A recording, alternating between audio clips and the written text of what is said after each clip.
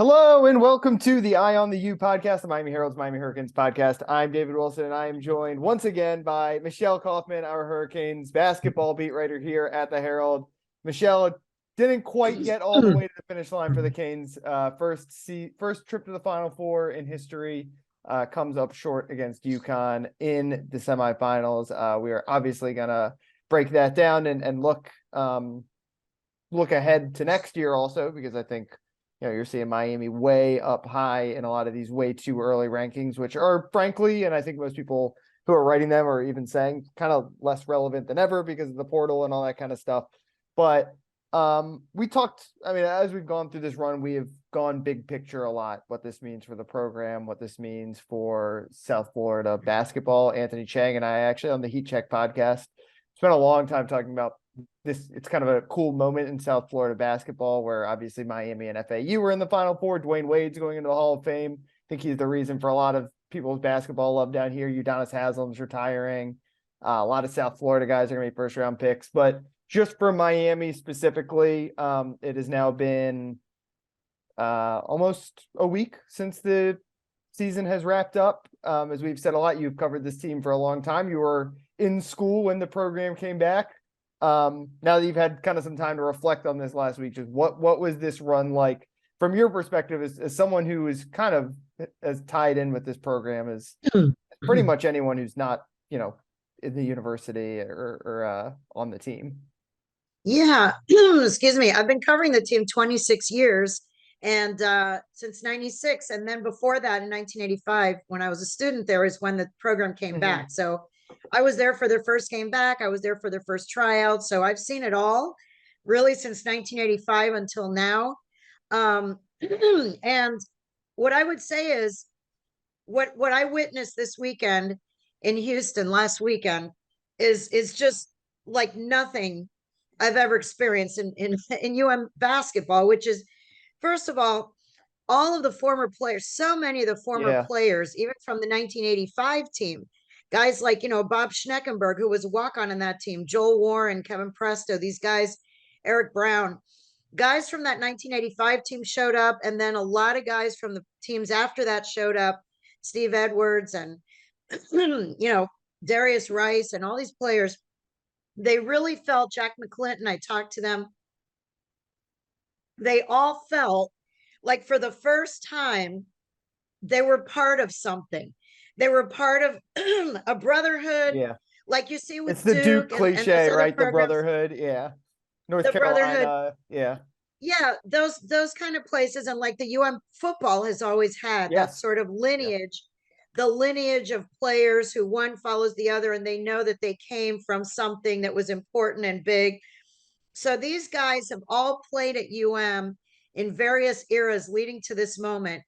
And this is what they wanted when they went to This is what they were dreaming of, is to see their program, the University of Miami Hurricanes, be relevant nationally, and they made the tournament, they made the Sweet 16 early on in 2000, and they had little blips and here and there, they had some, some little runs.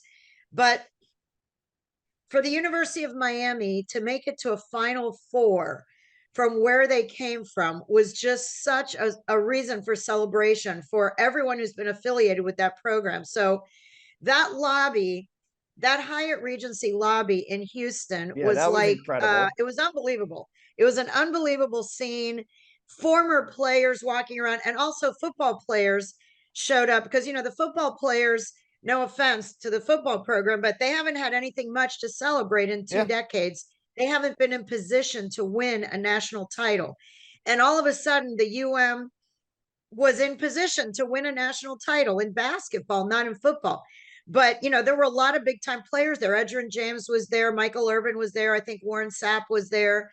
Gino Torretta, I think.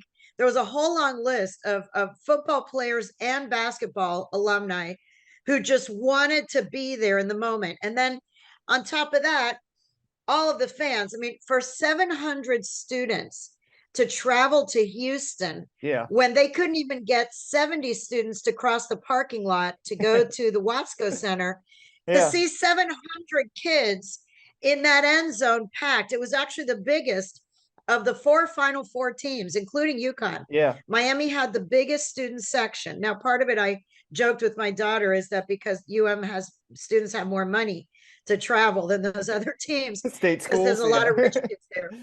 But the truth is, whether it's for that or other reasons, it was packed. I mean, the 700 student tickets were gone, and those Yeah. students came and showed out. They flew to Houston from Miami, which is not easy, and they were there. And then I believe there were somewhere between 5 to 10,000. I know for sure there were 5. I think it was more like 8 to 10,000.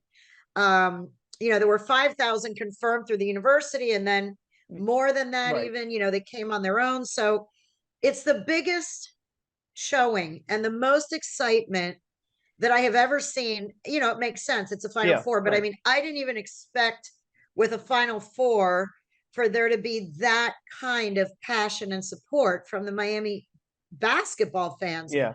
But there were, I think everyone was just, fans in general are so ready to feel important again and to feel like they're on the national stage competing for a national title. It doesn't matter what sport it is, they were going to show up, and they did, and they were loud, and they looked like a real, they looked like Duke fans, they look like UNC fans, they look like Kentucky fans, they look like bona fide college basketball fans it's who showed interesting up for the Final Four. because a lot of the big program, you mentioned Duke. Yeah, I went to Syracuse.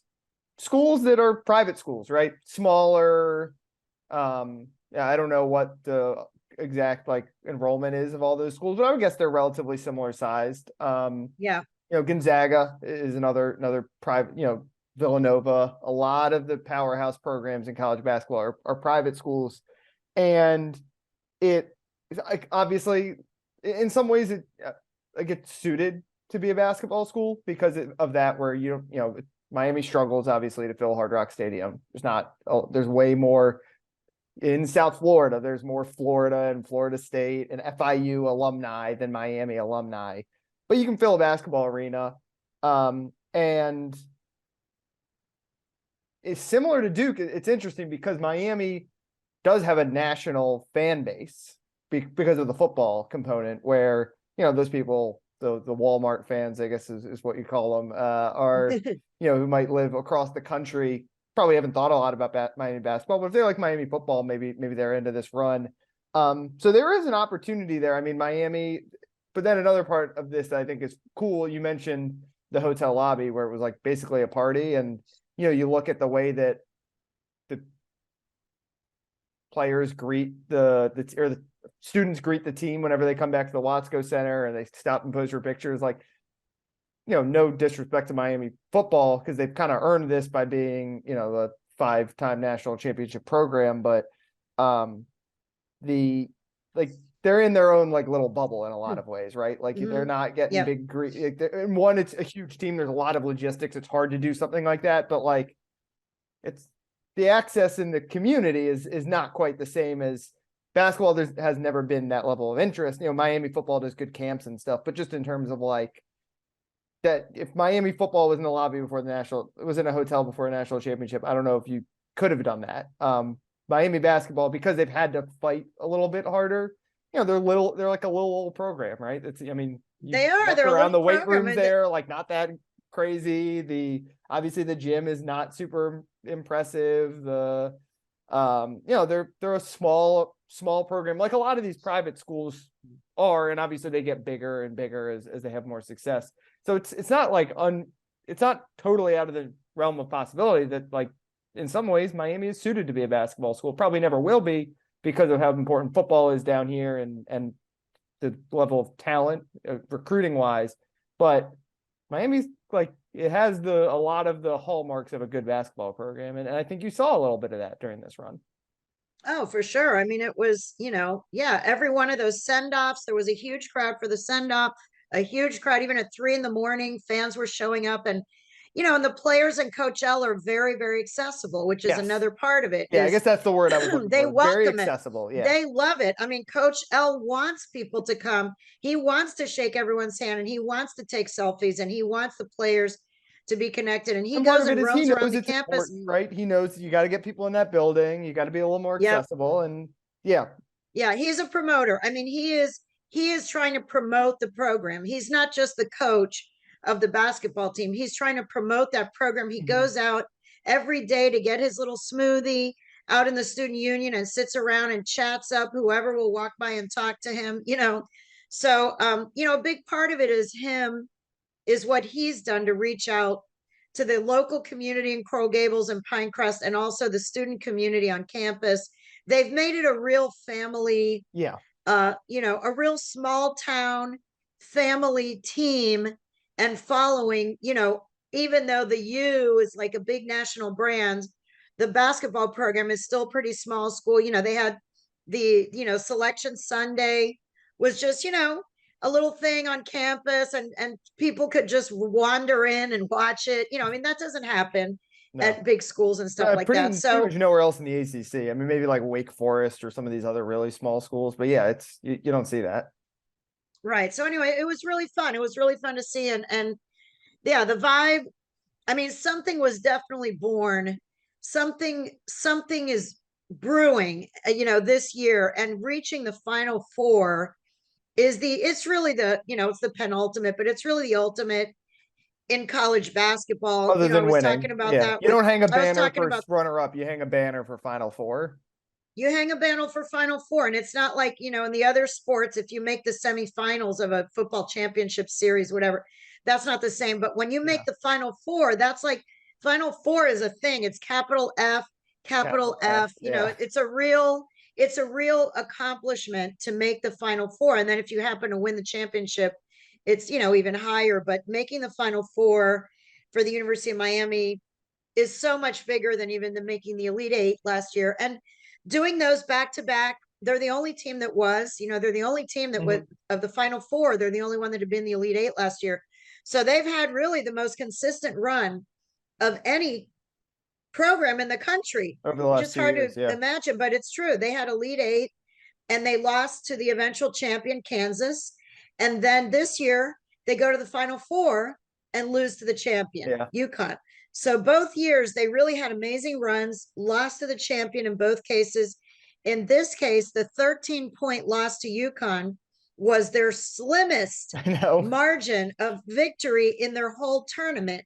13 points was the smallest margin of victory for UConn in the entire tournament. They beat the Gonzaga by 28 points. They were beating everyone by 22.5 average points. And so to lose, to beat Miami by 13, and then win the championship by 15, there's no shame in what Miami did at all. They had an amazing season. I think everybody knows that, recognizes that, and there's a lot of interest going forward. I'm going to be really curious to see, but I really do believe that there's going to be a huge uptick in attendance starting from the Yeah, beginning of the season. yeah, and the interesting thing we talked about this a couple of weeks ago. When they went to the Elite Eight 2 years ago, that was a little bit of a Cinderella run, right? They were a 10 seed. They were good that year. They were they finished top four in the ACC, right, that year. So it wasn't like they were out of nowhere.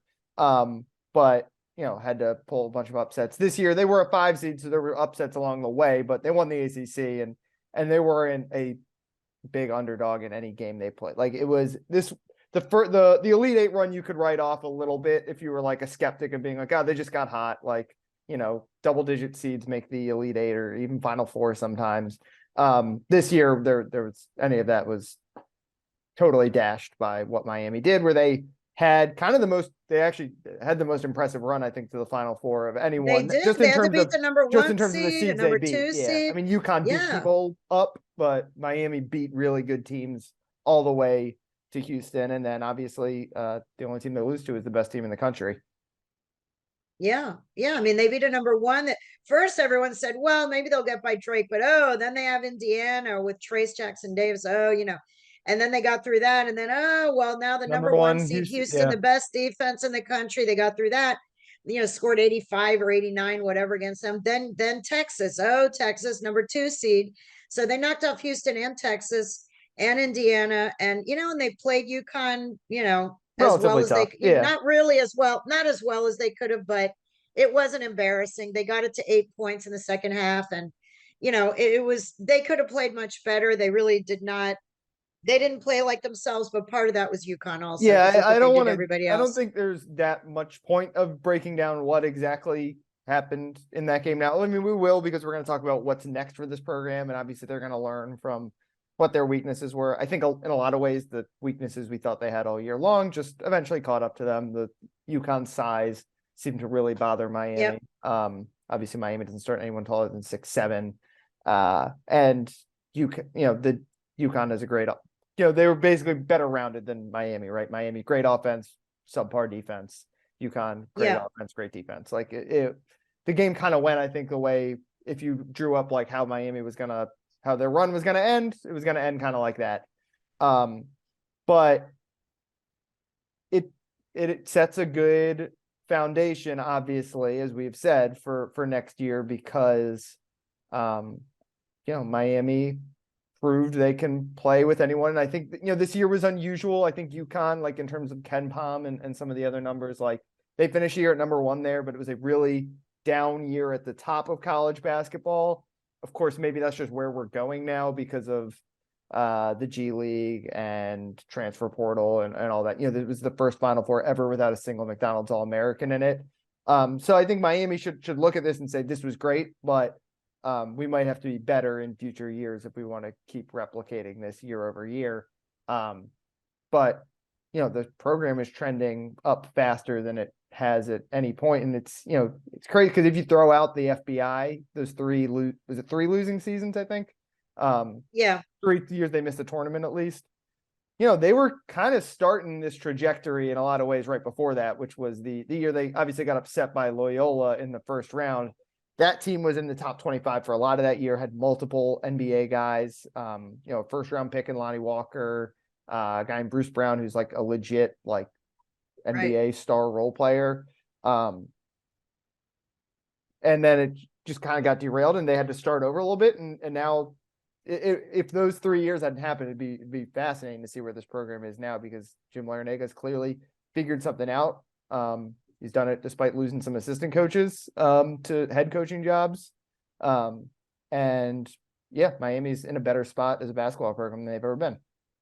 Yeah. I mean, he's definitely onto something. And, his staff did a great job. And, he had to replace Chris Caputo, his lead assistant forever. And, Bill Courtney's done an amazing job and all the assistants did a really good job. And the game has totally changed. I mean, Coach L said at the end, he said, basically he doesn't like it, but he said, I don't even know how many players we have coming back because of the transfer portal. And, you would think, why would you want to transfer from a team that made the Elite Eight and the Final Four with a Hall of Fame coach and you're living in Miami in the sunshine? Why would you want to go somewhere else? Well, there are a couple of guys there who want minutes. They want more minutes. A couple of the guys weren't going that to play. I think Anthony Walker needed a little bit of a change of scene. It just was not totally working for him as the backup. Basically, was the backup center, which probably not the best role for him. Right. So yeah, but yeah, they've got. I mean, it's interesting that one, as we've said a lot, he's always been a transfer guy. Obviously, it's crazier now where, like you said, there's uncertainty of who's even going to be on your team. Miami always did a very good job of going and getting other guys and keeping right. guys in the I'm sure program. he's got and now they've got. I mean, he's always done great with transfers, Coach Larrañaga, always dating back to Shane Larkin and, Kenny Kaji, Trey McKinney-Jones, Angel Rodriguez, Sheldon McClellan, Charlie Moore last year now, and Jordan Miller was a transfer. And then this year, Nigel Pack and Norchad Omier, who just came right in and slipped right in. And the chemistry was amazing. So he and his staff have done a very good job of finding players who blend right into their system, who buy into his way and have good character. They really are all good character guys. So they're not selfish and they're willing to just step in and do whatever the team was doing before. And I'm sure now the list of players who want to get into this program is much longer than it was when you're coming off a Final Four on an Elite Eight back to back. They're going to have their pick of transfers. And, these transfers, every kid out there who doesn't get to play his freshman year is transferring. Every kid who's playing fewer minutes than they think they should be playing, or that their AAU coaches think they should be playing, or their parents, whoever it is that's in their ear, those kids are all going to be lining up to play at Miami, even though they may not get that many minutes because Miami still has, some good players coming back. So it'll be really interesting. I don't think we can project at all. Right. Like you were saying, Miami's ranked number 3 nationally in some of these early polls, and Yeah. I saw like FAU is in the top 10, number 9 or whatever. So they're being ranked high, but we really don't know, because we don't know what Miami's team is going to be. Here, Dave.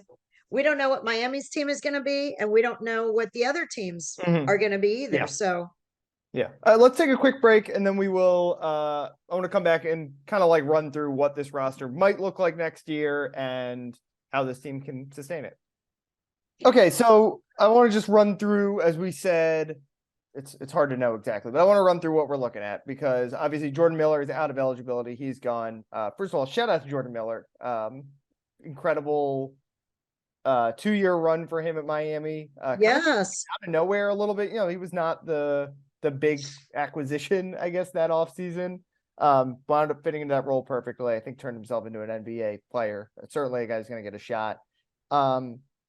The other big decision, I guess, that Miami will be waiting on is what Isaiah Wong is going to do, who can come back for another year, but also was coming off an All-American season, and I think would certainly get drafted. I don't know if he's a first-round pick, but I think certainly would get drafted if he goes pro. Luka Poplar, I guess, would be the other guy who maybe has some pro aspirations. I think last week. and not yet. I don't Last think. week I was thinking, could I he don't have a even shot? know. Because I think I'm not even sure Isaiah would get drafted. this draft is not good. It's I don't it's think. it's really tough. It's really tough. You look at the other guards that Miami's had. Yeah. It's very hard to make it in the NBA. The guys that they have to guard are bigger and better in the NBA. So you can be a terrific college player. I mean, I've talked to, there's one NBA scout in particular that I know well, and I asked him about the players, and he's like, you can be a terrific college player, and that doesn't always translate to the NBA. Some of it is just body size and defense, and the people you have to cover are very different from the people that you're covering in college. So yeah, that's actually why I think Luke is a better prospect than Isaiah. He's bigger, stronger, longer. He has more of the NBA body. Yeah. You say the Yep. prototypical NBA body. But he was not good in the UConn game. He was great in the run, not great in the UConn game. So yeah, those are the two decisions. Obviously, the NIL factor plays a big role. 3 years ago, I think Isaiah certainly would have been gone. Where you have the opportunity, even if you don't get drafted, you probably wind up on a G League roster or play professionally in Europe. And again, I think he's more like 2-way contract probably caliber than that.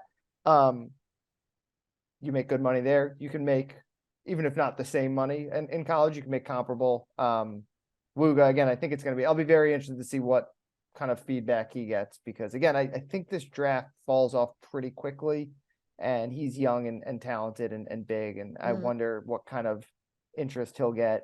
But yeah, it's for both. I mean, certainly for Isaiah, I think it's going to come down to the NIL situation. And I guess I shouldn't say that entirely, because some guys just want to go play professional basketball. Some guys just want to go. Yeah, Some guys just want to go. But Isaiah's not. He's been in college a long time, but he also loves college. Yeah. And he's not one of those. He's not a flashy guy. Like I mentioned, I think the other time when he was named ACC Player of the Year, the way he celebrated is he went to Fridays with his family. He's not a guy who's like dying to get a really fancy car and be seen on South Beach, and that's not him. Yeah, I think the question is more, do you want to get to be a full-time basketball player instead of having to go to class and stuff? So that he's going to be certainly be the one to monitor. I'm sure Jim Larinaga has met with him already. They're figuring it out. NIL again will play a role, I'm sure, but beyond that, either way, Miami's going to have some holes to fill on this team. Even if Wong comes back, they need to find that Miller replacement. And as we said, they've been they're going to be in the mix with everyone. NIL will help, but also just Jim Larinaga is always in the mix with everyone. And like you said, you go to Miami, you got a chance to compete for probably a national title. And Jim Larinaga is a really good developer of talent. So I think Miami they haven't been necessarily like linked to a lot of names yet. Obviously, the fact their season went longer than a lot of teams mean they haven't been able to work the portal in the way that some of these schools that have already been knocked out or that were knocked out earlier have been able to. Yeah, in a way, it's really Coach L was saying, and some other people have mentioned too, it's really not fair that the The more you portal opens, win, yeah, in like the middle of yeah, the March. more Yeah. you win, the harder it is for you to work the portal because you're working on trying to still win games in the Yeah. NCAA tournament. Like they really maybe shouldn't even open the portal or allow any activity, even though people would obviously talk behind the scenes, but Yeah. Yeah. they should really wait till the tournament ends, Yeah. because the teams that were in the tournament are disadvantaged in that case. Yeah. A lot of the big So, names but still I'm out sure there, that though. It'll be interesting. Hunter Dickinson doesn't, it seems like he's more of the Kansas, Kentucky, or he's going to go home to Maryland or Georgetown. A lot of interesting centers, which I would think will be one of the priorities, especially with Anthony Walker gone. Kellel Ware from Oregon, who was a 5-star recruit and had kind of an underwhelming freshman year. Those are kind of thought of as two of the top guys in the portal. I would just in terms of positions you expect them to try to fill. What do you think they might Yeah, be I mean, looking I think for? size. Yeah, they have to have another guard, because I don't know what's happening with Isaiah, but for Right. sure they have to replace Jordan Miller, and then size. I mean, it showed that. I mean, Norchad Omier was the by the way he was the leading rebounder in Rebounder. the Yeah. entire tournament. He had 60 rebounds, which was more than anybody. So he did an amazing job. But he's 6'7", and when they went up against UConn, That UConn team they is were able huge to they were too. able to limit him. They were able Yeah. to limit him, and he was not able to dominate the paint the way he did against everybody else. So Mhm. I think they really could use, a manly man, a big giant Yeah. guy with muscles, a big guy like Norchad's, build, but taller, Right. you know. Yeah. Yeah. Yeah. I, I think you look at what UConn had, and honestly, San Diego State to the same extent, although their offense was pretty horrible. Um, Depth, and I think part of that for Miami, they're going to just need like Harlem Beverly and Bentley Joseph. Like those guys need to become. Those guys were good during the tournament run. They need to take probably another step and be like Well, not a Bensley, huge let me drop just tell off. you, Bensley's one who may be looking at a Yeah, portal. that's the other He thing. wants to start. That the other thing is the Isaiah decision is Has going to trickle trickle down down. effects. Yes. It will, because I think, a couple of those guys want to have more minutes. And if they're going to still be behind Isaiah Wong and Nigel Pack, then maybe they will still be, they'll still be coming off the bench, and maybe they want to start somewhere. So I don't know. I think that one is still up in the air. Yeah. That's Yeah. just that's my hunch from an educated hunch. Let me put it that Yeah, way. Pac, Omir, and Wooga seem pretty much certain to come back again, barring anything surprising with Wooga. Isaiah, what do you say, 50-50-ish? Probably seems like a fair, like Yeah. it I mean, I feels like a really real don't know. toss up It's, to it's, me. Yeah, he I don't probably know. doesn't He and even his know mom, yet. He probably doesn't even know yet. right. Yeah, I don't know what he's going to do, but that's obviously a huge decision. And it Yeah. affects the other guys on the team too, Well, and then if he goes, like you said, Bensley Joseph wants to start, but is Jim Larinaga like? Is he going to be fine with that, or is he going to go after an LJ Cryer or Brandon Murray from Georgetown as a guy from the DC area? Miami's always recruited that area well. right. He's one of the top guys in the portal. Caleb Love is in the portal. Like there are some guys who are, you can bring them in, plug them in, and not only are they going to be starters for you, they're probably not going to be as good as Isaiah Wong and win ACC Player of the Year, but they're going to be all conference caliber talent. And I don't think Jim Larinaga is going to settle for like a rebuild year after the year they had. And especially with Pack and Omir are definitely going to be back. And like I said, if Wooga's back, that's Oh, and Wooga, I mean, those are three all conference guys. Yeah. Those are three he all has conference very guys high already. hopes for, yeah, he has very high hopes for Wooga. I mean, Coach L loves Wooga, and he has really improved from one year to the next. And Coach L is just trying for him to develop a mid-range jumper. That's the big thing that he's trying to get him to Mm-hmm. do. And he said that otherwise he's just, his free throw shooting is great. He's become one of the top defenders on the team. And he's just really developed from last year to this year. And Coach L has big, big plans for him. He really does. And I know he's been talking to him about that. So I would assume, that he would be in on that plan, because you see how much he's already improved. And if he improves like that another whole year, his stock is going to really rise. Yeah. Yeah. All right. I think we can just about wrap things up there.